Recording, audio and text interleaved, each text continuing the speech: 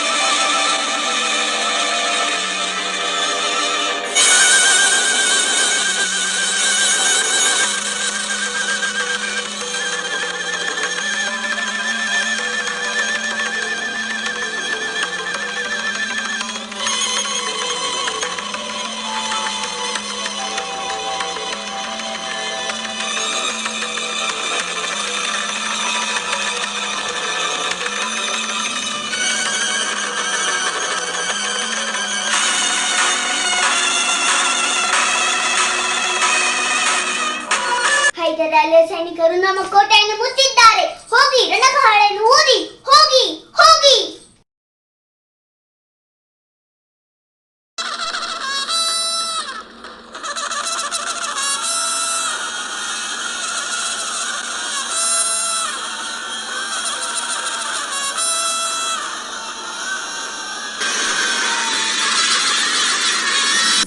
ಅಮರಣ